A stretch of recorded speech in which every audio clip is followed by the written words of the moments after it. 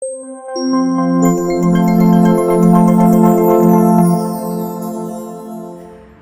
अस्सलाम वालेकुम व्यूअर्स, मैं हूं असदुल्लाह बहरिया टाउन कराची से। आज की वीडियो में हम बात करेंगे कि बहरिया टाउन के अंदर अगर आप अपने प्लॉट का पोजीशन या यूटिलिटी पे करना चाहते हैं तो उसका प्रोसीजर जो है वो क्या है।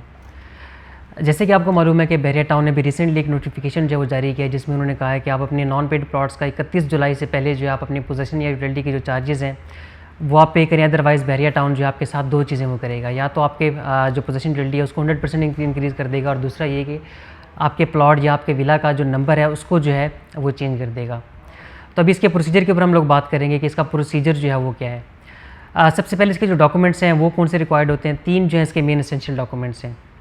सबसे पहले आपने अपना ओरिजिनल CNIC और उसकी कॉपी जो है वो आप अपने साथ जो है वो लेकर आनी है। दूसरे नंबर के ऊपर आपकी 2 passport size pictures with blue background जो हैं वो इसके अंदर आपको रिक्वायर्ड होती हैं।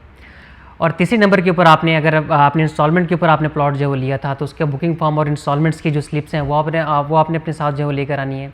या अगर आपने अपने प्लॉट का ट्रांसफ़र जो है वो किसी से लिया है तो उसका ओरिजिनल ट्रांसफ़र लेटर जो है वो आपने अपने साथ जो है वो लेकर आना है।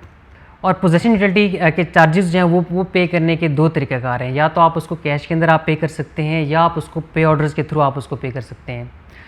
अगर आपने पे ऑर्डर के थ्रू आपने जो पोजीशन यूटिलिटी के चार्जेस हैं उसको पे करना है तो आप उसके 2 पे ऑर्डर्स जो हैं आपने वो बनाने हैं। एक पोजीशन का पे ऑर्डर होगा, दूसरा जो है यूटिलिटी का पे ऑर्डर जो है वो आपने बनाना है। जो पोजीशन का पे ऑर्डर होगा उसके अंदर उसके ऊपर आपने Bahria town PVT LTD dash position जो है वो लिखना है, और जो यूटिलिटी का होगा उसके ऊपर आपने Bahria town PVT LTD dash utility जो है वो आपने उसके ऊपर जो है वो मेंशन करना है।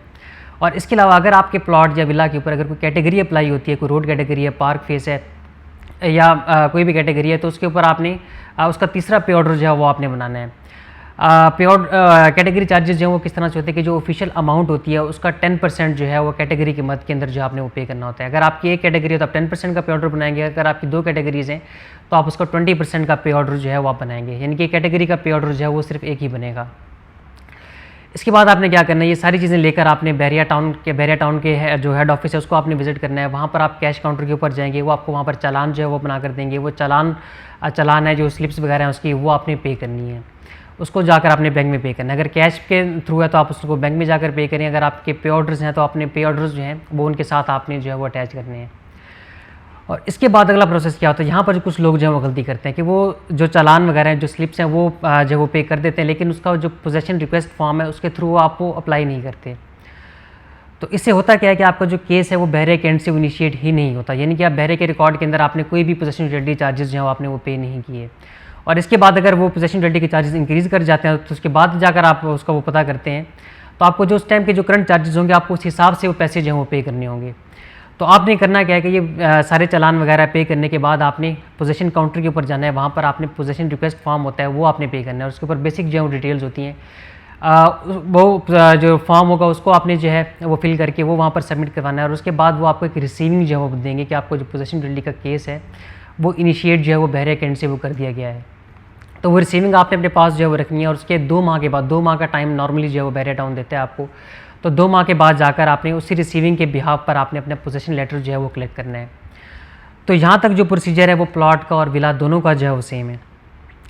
इसके बाद अगर आपका प्लॉट होगा तो आपको अलॉटमेंट लेटर जो है वो आपके जो हैंड ओवर कर दिया जाएगा। और उसके बाद अगर आपका विला है तो आपने वो अलॉटमेंट लेटर जो है वो वहाँ से लेना है। और उसके बाद आप मेंटेनेंस के अंदर जाएंगे, मेंटेनेंस डिपार्टमेंट के अंदर जाकर आपने कीज़ के लिए जो अप्लाई करना है। अगर आपका विला है और नॉन पेड था तो आपने कीज़ के लिए जो है वो अप्लाई करना है।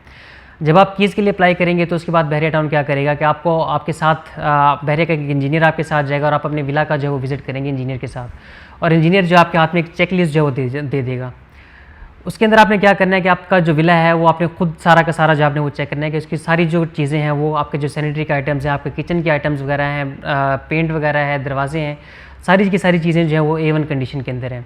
तो उस चेक लिस्ट के ऊपर जो आपने वो टिक करना है और एंड के ऊपर जो आपने वो साइन कर देना है। अगर किसी किस्म का कोई मसला उसके अंदर आपको नज़र आता है तो आप बहरिया को वहीं पर आप मेंशन करेंगे तो बहरिया जो है वो सारी चीज़ें जो आपको वो उसकी जो करेक्शन है वो करके देगा, या जो चीज़ें हैं वो उसको रिप्लेस करके आपको जो है बहरिया टाउन तन आपके हैंड ओवर कर देगा। यानी कि आपकी जब तक पूरी की पूरी सेटिस्फेक्शन नहीं होगी तब तक कीज़ जो है आपके वो हैंड ओवर नहीं की जाएंगी।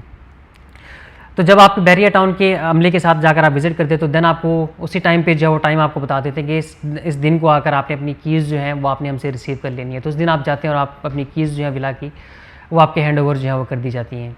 तो ये जो है पोजेसन यूटिलिटी पे करने का एक सिंपल सा जो है प्रोसीजर है। तो मज़ीद अगर आपको इस हवाले से किसी किस्म की क्यूरीज़ हों तो उसके लिए आप हमारे किसी भी एक्सपर्ट से जो है आप वो एनी टाइम रब्ता कर सकते हैं। तो इसके साथ ही मुझे इजाज़त दीजिएगा, अगली वीडियो में दोबारा आपसे मुलाकात होगी। Thank you so much.